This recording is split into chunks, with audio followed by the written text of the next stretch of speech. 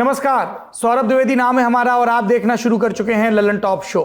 1 जनवरी के रोज आप अखबार में क्या पढ़ना चाहते हैं? जाहिर है कोई अच्छी खबर। जो देर से सोकर उठते हैं वो उस दिन अखबार स्किप ही कर जाते हैं। लेकिन उत्तराखंड के हल्द्वानी में 1 जनवरी 2023 का अखबार नजर गड़ा कर पढ़ा गया। हजारों लोगों का डर सच साबित हो गया। रेलवे ने एक सार्वजनिक नोटिस में ऐलान कर दिया था कि उसकी जमीन पर बने घरों को 1 हफ्ते के भीतर खाली कर दें। ऐसा नहीं होता तो अतिक्रमण रोधी कार्रवाई की जाएगी और इसका खर्च भी लोगों से वसूला जाएगा, क्योंकि उत्तराखंड हाईकोर्ट के आदेश की तामील की जानी है। जो अखबारों में छपवाया गया उसकी लाउडस्पीकर से मुनादी भी करवाई गई। रेलवे ने घर शब्द का इस्तेमाल नहीं किया, ना ही लोगों शब्द का इस्तेमाल किया। रेलवे का नोटिस अनाधिकृत कब्जा और कब्जेदारों की बात करता है। हम जानते हैं रेलवे की जमीन पूरे देश में भयंकर अतिक्रमण का शिकार है और रेलवे समय समय पर कब्जे हटाता भी है। कुछ कब्जे राजनीतिक दखल के चलते हट नहीं पाते। फिर हल्द्वानी के विषय पर अलग से ललन टॉप शो क्यों? क्योंकि 2 किलोमीटर 190 मीटर लंबे जिस पट्टे को भारतीय रेल खाली करवाना चाहता है उस पर सिर्फ आम लोगों द्वारा किए कब्जे नहीं हैं। वहाँ कम से कम 3 सरकारी स्कूल हैं, 1 सरकारी स्वास्थ्य केंद्र भी है। फिर जिन घरों को कब्जा बताया गया वो सब एक वक्त में नहीं बने। उनमें से कई का इतिहास हल्द्वानी शहर जितना पुराना है। इसलिए हल्द्वानी के बनभूलपुरा में रोज प्रदर्शन हो रहे हैं। लोगों की शिकायत है कि वो मुसलमान हैं इसलिए हटाए जा रहे हैं। वहीं रेलवे का मानना है कि उनके पास जमीन का मालिकाना हक साबित करने के लिए पर्याप्त दस्तावेज हैं और ये विषय रेलगाड़ियों के सुरक्षित संचालन और यात्रियों की जान की सुरक्षा से जुड़ा है। फिर उच्च न्यायालय का आदेश है कि उस पर बाध्यकारी है। तो आज ललन टॉप शो में हम इसी पर बात करेंगे कि हल्द्वानी में गौला नदी के किनारे जो जमीन का पट्टा है उस पर दावा किसका मजबूत, रेलवे का, वहां के लोगों का, या फिर एक तीसरी पार्टी भी जिसकी भूमिका को लेकर सवाल पूछे जा रहे हैं। तो आइए शुरू करते हैं ललन टॉप शो। 2022 के आखिरी हफ्ते में ईयर एंडर्स की सीरीज में हमने इस बात को बार बार रेखांकित किया था कि हम हर विषय को 2 खेमों में बंटकर देखने के आदी हो गए। हल्द्वानी मामले पर भी यही बात लागू होती है। 2 टीमें बन गई। एक टीम मानती है हल्द्वानी के बनभूलपुरा में मुसलमान रहते हैं इसलिए रेलवे को जमीन की अचानक याद आई, और दूसरी टीम मानती है कि यह अतिक्रमण का एक ओपन एंड शट केस है जिसे बेवजह तूल दिया जा रहा है। हम शुरू में बता दें ये दोनों बातें पूरी तरह सही नहीं है। आज जो नजर आ रहा है सबसे पहले उसे इतिहास के संदर्भ के साथ समझने की कोशिश करें। इतिहास क्या है? हल्द्वानी में रेल लाइन के निर्माण और रेलवे के किनारे हुई बसाहट का इतिहास। इसके लिए हमने काफल ट्री के सह संपादक सुधीर कुमार से बात की। काफल ट्री एक ऑनलाइन प्लेटफॉर्म है जो उत्तराखंड के सामाजिक सांस्कृतिक मसलों पर काम करता है। सुधीर ने बताया आज जिस जगह हल्द्वानी बसा है वो तराई का इलाका है। वहाँ एक वक्त घने जंगल थे और मलेरिया का ऐसा प्रकोप कि पहाड़ी लोग तक यहाँ आने से बचते थे। तब मलेरिया का इलाज मौजूद नहीं था और ये जान लेता था। इसीलिए उत्तराखंड की तमाम भाषाओं के लोकगीतों में इस तरह की नसीहतें मिलती हैं कि मैदान की तरफ मत जाना। ऐसे में हल्द्वानी में इतनी सघन बसाहट कहाँ से आई? सुनिए। हल्द्वानी जो है वो चंद शासन काल में भी एक गांव के रूप में अस्तित्व था। हल्द्वानी शहर का नहीं, इसके आसपास के गांवों का।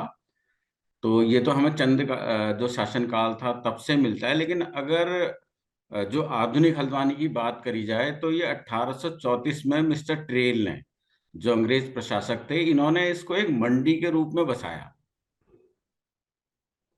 जो इसका मतलब पहला प्रशासकीय इसकी स्थापना की अगर बात करेंगे कस्बे के रूप में, तो अगर 1834 से पहले उस समय के अगर आप जिम कॉर्बेट की राइटिंग्स देखेंगे या आप और भी चीजें देखेंगे तो उस समय कालाढूंगी हल्द्वानी से ज्यादा बड़ा कस्बा था एक टाइम में। तो 1834 में मिस्टर ट्रेल ने यहाँ पर बसाया क्योंकि इस जो कुमाऊं जो मंडल है, उत्तराखंड में 2 मंडल है, गढ़वाल और कुमाऊं। तो कुमाऊं मंडल का जो मैदानी इलाके से जो कनेक्शन बनता था उसके लिए एक मुफीद जगह थी एक मंडी के तौर पे। अगर इसको हम 1834 की बात करेंगे तो ये एक मंडी के तौर पर अस्तित्व में आया। और उस समय यहाँ पर स्थायी बसावट के मुकाबले अस्थायी बसावट ज्यादा थी। एक तो व्यापारी जो मैदानी इलाकों से जो चीजें पहाड़ों को जाती है और पहाड़ों से जो मैदानों को आती है उसकी खरीद फरोख्त के लिए लोग यहाँ पर आया करते थे। और दूसरा यहाँ पर जो जब ऊपरी पहाड़ी इलाकों में बर्फ गिरनी शुरू हो जाती है तो ठंड में वहाँ के जो चरवाहे थे वो यहाँ अपने पड़ाव डाला करते थे मैदानी इलाकों में। जब हल्द्वानी एक मंडी के रूप में सफल होने लगा तो 1880 के आसपास यहाँ रेलवे लाइन डाली गई और हल्द्वानी ने एक स्थायी बसाहट का स्वरूप लिया। पहाड़ से कुछ लोग हल्द्वानी की ओर आए। इसी तरह आधुनिक उत्तर प्रदेश के रामपुर, बिजनौर, धामपुर, मुरादाबाद से भी लोग हल्द्वानी आकर बसने लगे। इसका मतलब हल्द्वानी का कोई इलाका नहीं, लगभग पूरा शहर ही बीते 200 साल में यहाँ पर बसा बना। इंडिया टुडे हिंदी के संवाददाता विनय सुल्तान इस स्टोरी को कवर करने हल्द्वानी गए। उन्होंने बताया कि न सिर्फ यहाँ लोग बसे बल्कि उन्हें लाकर बसाया भी गया। सुनिए। तो इन सब और 1901 की जनसंख्या के हिसाब से उस समय हल्द्वानी की आबादी 6-6.5 हजार। 1901 के बाद तकरीबन तकरीबन जो है ये बिजनौर और वेस्टर्न यूपी के बहुत सारे मजदूरों को लाके यहाँ बसाया गया, ताकि ये जो व्यापार का काम है लकड़ी का, खड़िया का, ये जो है सुगमता से चल सके। उनको मैन पावर की यहाँ पे जरूरत थी। तो उस समय ब्रिटिश सरकार ने बहुत सारे लोगों को लीज पे जगहें दी बसने के लिए, और 90 साल की लीज होती। रामपुर जंक्शन से काठगोदाम तक जाने वाली रेल लाइन आज भी हल्द्वानी शहर के लगभग पूरे हिस्से के लिए एक सीमा की तरह काम करती है। रेलवे लाइन की एक तरफ शहर है, दूसरी तरफ गौला नदी। कुछ ही इलाके रेलवे लाइन की दूसरी तरफ हैं। जहां हल्द्वानी का रेलवे स्टेशन है वहां पटरी गौला नदी के ठीक किनारे है और यहीं बसा है बनभूलपुरा, माने वो इलाका जहां रेलवे ने कब्जेदारों को हटाने के लिए सार्वजनिक नोटिस जारी किया। यहाँ बसाहट कब और कैसे पनपी, सुनिए सुधीर कुमार और विनय से। उस एरिया का अगर दस्तावेजी इतिहास की अगर आप बात करेंगे, जो मेरी अपनी जानकारी में मौजूद है, उसके हिसाब से 1850 के आसपास तो जो अब्दुल्ला बिल्डिंग जिनकी आज हम अब्दुल्ला परिवार कहते हैं, इनके जो पूर्वज थे उनके 1850 के आसपास आने के दस्तावेजी संकेत है। उससे पहले भी लोग यहाँ पर जो है वो यानी कि अगर उस एरिया की अगर हम बात करेंगे मोटा मोटी, तो 1840-50 के आसपास से वहां पर लोग बसना शुरू हो गए। और वो मुख्यतः व्यापारी लोग थे, तरह तरह की चीजों का व्यापार करने वाले, और उसमें जो है वो तमाम किस्म के दस्तकार थे। जैसे आज भी जो है वो पतंग उस एरिया में बनती है, और खील बतासे उस इलाके में बनते हैं। चने भूनने वाले वो लोग थे। तो इस तरह से, और लुहार थे, और जो भी थोड़ा मोड़ा जो भी ये साइकिलों की मरम्मत का काम है या मोटर से रिलेटेड जितना काम है, इस तरह के लोग जो है वो वहां पर जो है वो बसना शुरू हुए। कबाड़ का काम करने वाले, छोटे छोटे बड़े मेहनत करने वाले। 1947 में जब विभाजन हुआ भारत पाकिस्तान का, तो यहाँ से सिर्फ एक ही परिवार जो है वो पाकिस्तान गया। बाकी सारे परिवारों ने यहीं पर रहने का फैसला लिया, नंबर एक। और दूसरा क्या है कि हम आज देखते हैं कि जो मीरा मार्ग है, मतलब जो हल्द्वानी का जो मुख्य बाजार है, जो रेलवे स्टेशन से करीब करीब 1.5-2 किलोमीटर की दूरी पे होगा, वहां पर एक मस्जिद है। तो मीरा मार्ग है, सदर बाजार है, पटेल चौक, ऐसे ऐसे करके गलियां हैं, और उन गलियों के बीच में सिर्फ एक मस्जिद है। आसपास किसी तरह की कोई आबादी नहीं है मुस्लिमों की, या है भी तो बहुत कम है। तो दरअसल उस टाइम में, विभाजन के टाइम में, मुस्लिम इस तरफ रहा करते थे, बाजार की तरफ को। और इस बात के भी दस्तावेजी प्रमाण है कि जो उस समय जो है वो जो डिस्ट्रिक्ट बोर्ड था, उसमें जो है वो मुस्लिम प्रतिनिधि थे। और जो व्यापारी आए थे, पंजाबी, खत्री, सिंधी वगैरह, उनको यहाँ पर बाजार में जो है बसाया गया। उनको रहने के लिए जगह दी गई, और उनको व्यापार करने के लिए भी जगह दी गई। और फिर जो जो आबादी थी ये थोड़ा थोड़ा पीछे की तरफ चली गई। जो जिस इलाके की अभी बात हो रही है, जिसके ऊपर बताया जा रहा है कि ये रेलवे की जमीन है, इसकी बसावट कई कई चरणों में हुई है। जो शुरुआती जो ब्रिटिश एरा के समय प्रॉपर टाउनशिप बसाई गई। प्रॉपर टाउनशिप में मतलब आप जो 90 डिग्री पे काटती हुई सड़कें हैं, आपको वहां पे खुली खुली सड़कें और कायदे के मकान हैं, और लोग 100-100 साल से वहां पे बसे हुए हैं। अभी भी तीसरी पीढ़ियां हैं जो वहां पे बसी हुई हैं। दूसरी बसावट जो है वो जो जिसको हम बोलते हैं झुग्गी बस्ती की बसावट जो है, वो 50 साल, 60 साल, 70 साल में जैसे जैसे माइग्रेशन होता रहा लोगों का मजदूरी के लिए, वो आके यहाँ पे बसते गए। और बसने के क्रम में आपको 3 किस्म के यहाँ पे मकान दिखेंगे। एक तो जो तकरीबन 100 साल से यहाँ पे जो लोग बसे हुए हैं, जो लोग पिछले 50-60 साल से यहाँ पे बसे हुए हैं। और तीसरे लोग जो माइग्रेटेड लेबर है, जो आते हैं बसते चले जाते हैं, मतलब जिनको हम बोलते हैं प्लास्टिक शीट वाली जो झुग्गी है, उस मकान भी आपको दिखेंगे। तो सबसे जो रेलवे लाइन के सबसे करीबी का जो एक पट्टी है वो इस किस्म की है, जो अस्थायी सेटलमेंट्स जिनको हम बोलते हैं, जो पन्नी की झुग्गियां, जिसको आप देख के जो आपके वो ऐसे घर हैं जिनको देखने के बाद में आपके घर के बारे में बनाए हुए दिमाग में सारे पूर्वाग्रह धराशायी हो जाते हैं। जिनके जो जो ऐसे घर हैं जिनमें दरवाजे नहीं, पर्दे लगे हुए हैं, जिनमें छत नहीं, प्लास्टिक की शीट लगी हुई है, और एक ही बिस्तर है जिसमें बर्तन के नाम पे 4 बर्तन है, वो उस किस्म के सेटलमेंट्स जो है वो रेलवे लाइन के सबसे आगे की तरफ है। उसके बाद में जैसे जैसे आप पीछे की तरफ बढ़ते जाते हैं तो पक्के मकान आते चले जाएंगे। विनय ने हमें बताया कि रेलवे लाइन के किनारे बसे लोगों में हर तरह के लोग हैं, सरकारी कर्मचारी, व्यापारी, निम्न आय वर्ग के मजदूर।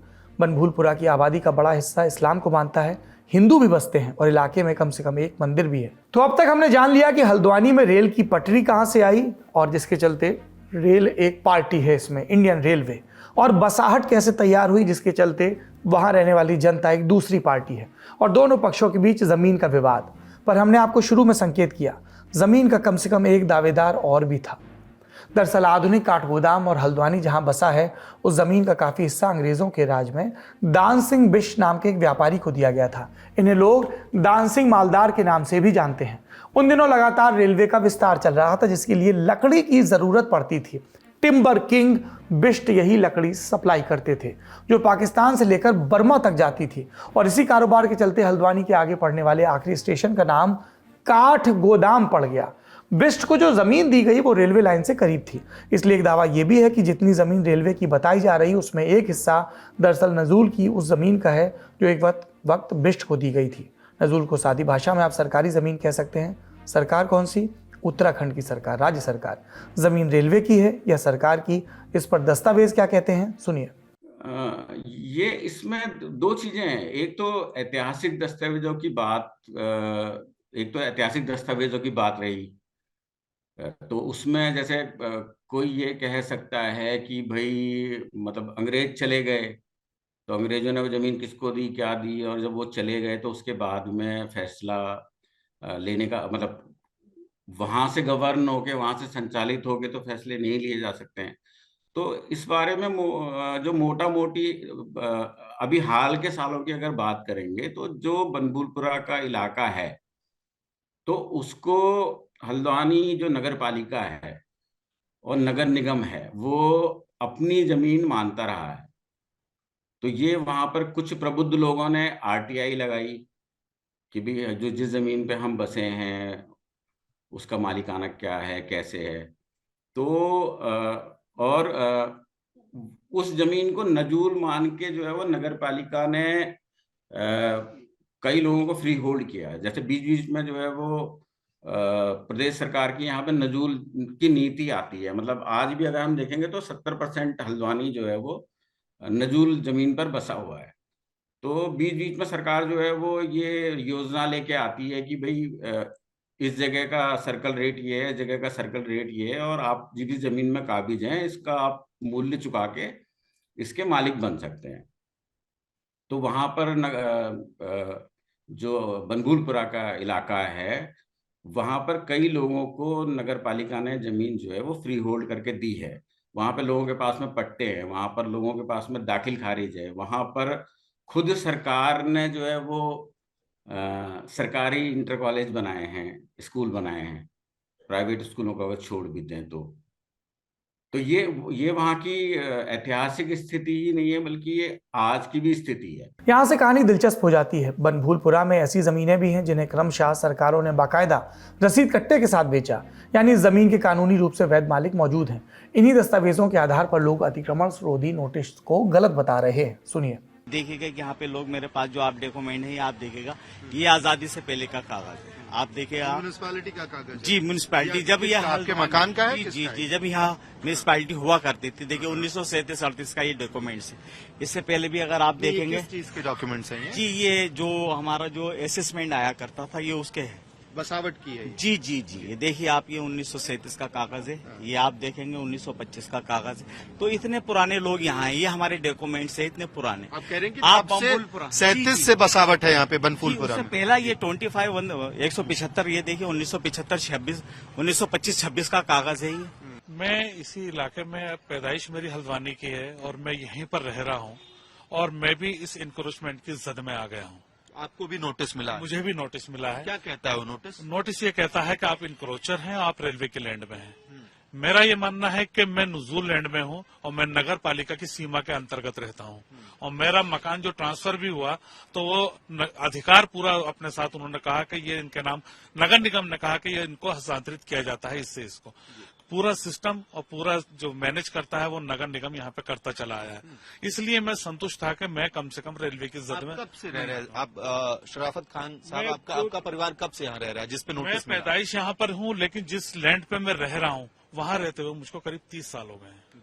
जी, मेरा नाम तस्लीम अंसारी है। मैं इसी इंदिरानगर क्षेत्र का रहने वाला हूं, जो रेलवे स्टेशन से लगभग 2 किलोमीटर दूर हम खड़े हैं और रेलवे ट्रैक से भी लगभग 150-200 फीट की दूरी पर हम खड़े हुए हैं। इस मकान को नोटिस है जहां पर हम अभी खड़े हुए हैं। मेरा घर यहां से नजदीक में ही है और अभी तक तो हमारा यही मानना था कि ये नजूल लैंड है। आरटीआई में नगर निगम लगातार ये बताता रहा। मान लीजिए मैं अपने भवन कर की जो रसीद है, मेरी हाउस टैक्स की रसीद है, मैं उसको लगा करके नगर निगम से अगर एक आरटीआई में कोई क्वेश्चन पूछता हूँ कि नेचर ऑफ लैंड क्या है और ये जो जिस भूमि पर ये मकान बना हुआ है, लैंड बताया जाता है। जी हाँ, नजूल लैंड बताया जाता है। तो उस केस में भी इंक्रोचमेंट तो है ही ना ये? जी हाँ। यहाँ एक बात साफ करना जरूरी है, जो लोग नजूल की जमीन पर बसे हैं, अगर उनके पास वैध पट्टे नहीं तो वो रेलवे की अतिक्रमण रोधी कार्रवाई का विरोध जरूर कर सकते हैं, लेकिन इसका मतलब ये नहीं होगा कि उनका निर्माण वैध हो गया। हमने आपको लोगों का पक्ष बताया, अब रेलवे के पक्ष पर आते हैं। जैसा आपने कुछ देर पहले हमारे संवाददाता से सुना, हल्द्वानी में रेल लाइन के करीब सघन बसाहट है। यहाँ ऐसे निर्माण है जिन्हें लेकर यह संशय नहीं कि वो रेलवे की जमीन पर बने हैं। इससे रेल संचालन में कैसे समस्याएं आ सकती हैं, ये जानना जरूरी है। इसको लेकर हो सकता है किसी के मन में संशय हो। इस सवाल का जवाब हासिल करने के लिए हमने मध्य रेल के नागपुर मंडल में तैनात एक परमानेंट वे इंस्पेक्टर यानी PWI से बात की। PWI रेलवे में उस अधिकारी को कहते हैं जो ट्रैक के रखरखाव के लिए जिम्मेदार है। ट्रैक गाड़ियों के चलने के लिए सुरक्षित रहें, ये PWI को सुनिश्चित करना होता है। नाम न छापने की शर्त पर उन्होंने लल्लन टॉप को ये जानकारी दी। रेल भूमि पर अतिक्रमण पूरे देश में है। ज़्यादातर अतिक्रमण शहरों के भीतर स्टेशन के पास है। इसमें सबसे बड़ी समस्या आती है यार्ड एक्सटेंशन में, यानी मेन लाइन से स्टेशन के प्लेटफॉर्म पर आने और जाने वाले रास्ते के विस्तार में। इसके चलते स्टेशन की क्षमता बढ़ नहीं पाती। रेलवे लगातार दूसरी और तीसरी लाइन डालने के प्रयास में है। अतिक्रमण के चलते ये काम एन स्टेशन के मुहाने पर आकर रुक जाता है। भारतीय रेल के नियम कहते हैं कि ट्रैक के दोनों तरफ कम से कम 5.5 मीटर जगह बिल्कुल खाली होनी चाहिए, तभी गाड़ी अपनी पूरी रफ्तार पर चलाई जा सकती है। सामान्यतः अतिक्रमणकारी इतने करीब नहीं बसते, लेकिन जब वो ऐसा करते हैं तब ओवर डायमेंशन कंसाइनमेंट यानी ODC ले जाने में दिक्कत आती है। इसका सबसे बड़ा उदाहरण सेना के लिए चलाई जाने वाली विशेष गाड़ियां जिन पर टैंक और गोला बारूद लादा जाता है। ट्रैक के करीब अतिक्रमण से रेलवे को सिग्नल और बिजली की लाइन डालने में समस्या आती है। सघन बस्तियों में प्रायः लोग और जानवर ट्रैक के सामने आ जाते हैं। जब यह अचानक होता है, लोको पायलट यानी ट्रेन के ड्राइवर गाड़ी नहीं रोक पाते और हादसा हो जाता है। इसमें बेगुनाह व्यक्ति की जान जाती है। ड्राइवर के मानसिक स्वास्थ्य पर भी गहरा असर पड़ता है। इसलिए जब 1-2 हादसे होते हैं, रेल विभाग ऐसे इलाकों में स्पीड रिस्ट्रिक्शन लगा देता है। गाड़ियां 20 किलोमीटर की रफ्तार पर चलाई जाती है, जिसके चलते यात्रियों को देर होती है और रेलवे को माली नुकसान। तो हमने अब जान लिया जमीन पर रेल लाइन कहाँ से आई, बसाहट कहाँ से आई, लोगों के दावे क्या हैं। अब आते हैं इस विषय पर कि अतिक्रमण हटाने की कार्रवाई वास्तव में कब शुरू हुई। अतिक्रमण रोधी नोटिस एक बहुत लंबी कानूनी कार्रवाई का नतीजा है जो 10 साल से भी ज्यादा चली, और इसकी शुरुआत होती है एक पुल के गिरने से। हल्द्वानी से लगकर बहने वाली गौला नदी पर 1998 में पुल बनना शुरू हुआ ताकि गौलापाड़ नाम की बस्ती को हल्द्वानी से जोड़ा जा सके।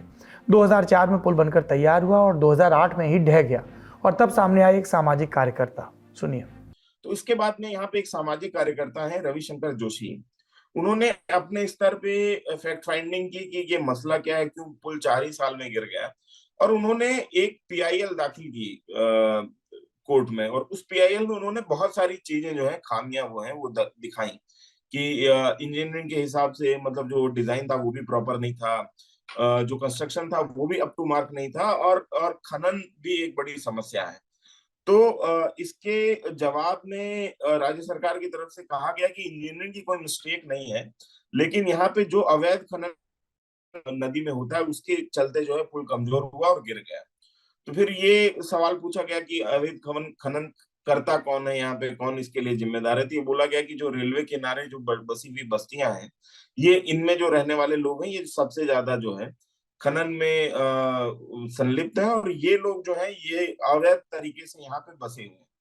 तो हाईकोर्ट ने ये कहा कि ये जो लोग अवैध तरीके से बसे हुए हैं इनको यहाँ से हटाया जाए। तो रेलवे ने उस समय ये क्लेम किया था कि हमारी 29 एकड़ के तकरीबन की जो जमीन है उसके ऊपर लोग अवैध तरीके से बसे हुए हैं। तो इसके बाद में ये हुआ कि हाईकोर्ट के फैसले के बाद में 2016 के तकरीबन ये फैसला आया और 2016 में जब ये फैसला आया तो उसमें राजस्व विभाग ने भी अपनी जमीनें जो जिनके ऊपर अतिक्रमण हुआ था उसको भी जब उसकी पैमाइश करना शुरू किया तो अंग्रेजों के जमाने के जो पट्टे दिए हुए थे जो लीज साल की वो तकरीबन 1990-95 तक सबकी 90 साल की लीज पूरी हो चुकी थी। अब जो लीज पे रह रहे 90 साल से लोग हैं वो भी एक तरीके से जो है अतिक्रमणकारी हो गए टेक्निकली। तो जो सारी जमीनों की पैमाइश हुई तो वो तकरीबन 78 एकड़ की जमीन जो है ऐसी निकली जिसके ऊपर अतिक्रमण था। वो या तो राजस्व की जमीन थी या फिर रेलवे की जमीन थी। तो 78 एकड़ की जो जमीन है इसको खाली करने का फैसला मतलब खाली करवाने का फैसला जो है कोर्ट की तरफ से दे दिया गया। इसके खिलाफ लोग 2017 में वापस न्यायालय में गए और इसमें ये कहा गया कि हमारी क्योंकि हमको पार्टी बनाया ही नहीं गया, जो हम लोग सबसे ज्यादा इस पूरे फैसले से प्रभावित होने वाले जो लोग हैं 4,500 के तकरीबन परिवार हैं। तो उसके बाद में उसके ऊपर एक बार के लिए स्टे आ गया और अभी हुआ ये रिसेंटली 2022 में रविशंकर जो पीआईएल जो है हाई कोर्ट में लगाई कि आप उनकी कोर्ट के आदेश के बावजूद वहां पे प्रशासन कोई कार्रवाई नहीं कर रहा है, उस जमीन को खाली नहीं कर रहा है। उसके बाद कंटेम्प्ट ऑफ कोर्ट लेते हुए कोर्ट ने राज्य सरकार को निर्देश दिया कि ये जमीन तुरंत खाली करवाई जाए।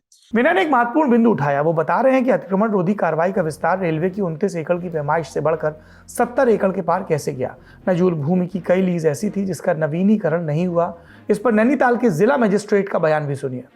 20 तारीख को जो ऑर्डर है माननीय उच्च न्यायालय के, तो उसके अनुसार जितने भी ऑक्यूपेंट्स हैं यहाँ पे तो उनको हटाया जाना। ये रेलवे की भूमि पे है, लगभग 70 एकड़ लैंड है और उसमें 4365 के करीब रेजिडेंट्स हैं जो रह रहे हैं आज की डेट में, और इनको हटाया जाना। इसके लिए हमारी तैयारी पूरी चल रही है और जितनी फोर्स की हमने डिमांड करनी थी वो कर ली है और इसको पूरे जो सुपर जोन सेक्टर्स में हम लोगों ने डिवाइड किया है। तो जितने मजिस्ट्रेट की आवश्यकता थी, पैरामिलिट्री फोर्स की आवश्यकता थी, उसकी डिमांड हम लोगों ने कर दी है और आने वाले कुछ समय में हम इनको हटाएंगे। सर, आप यहाँ पे देते हैं स्कूल कॉलेज यहाँ पे खुले हुए हैं तो सरकार पहले में बता देती है फिर हटाती है। सर, इसको लेकर भी कुछ बातचीत हुई लोगों से? अब इस पर देखिए मामला इस पर चर्चा करने लायक रहा नहीं फिलहाल, क्योंकि माननीय उच्च न्यायालय के आदेश है तो उसको हम रिमूव करना है, हटाना है इनको, तो उसको हटाना ही पड़ेगा।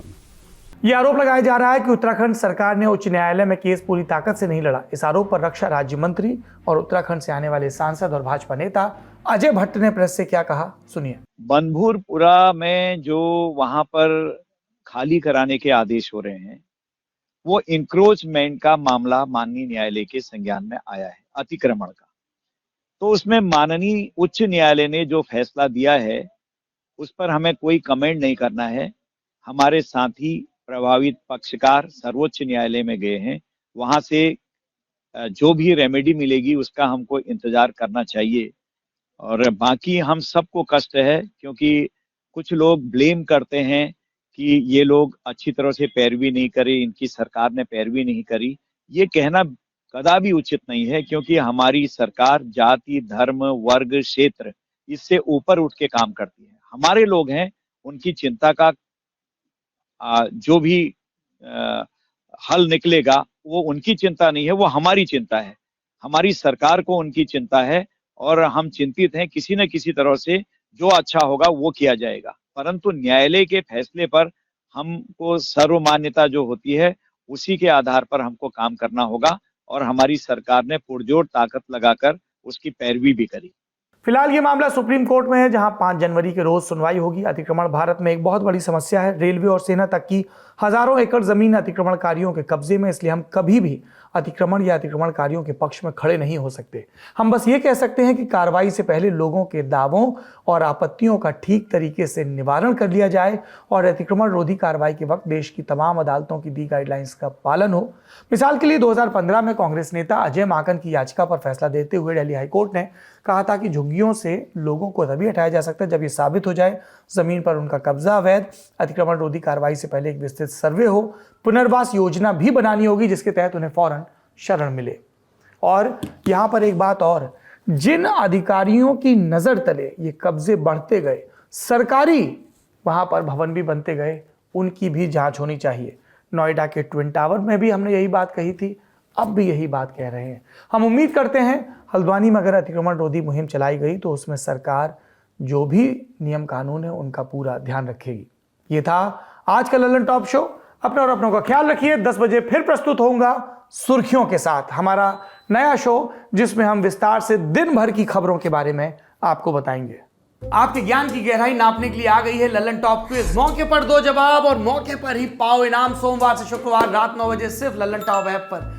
याद रखो कक्का की बात जो कही गई है, नॉलेज पर हाल लगाओ हाल फायदा, दे लगाओ का फायदा। तो फटाक से डाउनलोड करो लल्लन टॉप ऐप और आ जाओ 9 बजे क्विज खेलने के लिए हमारे साथ।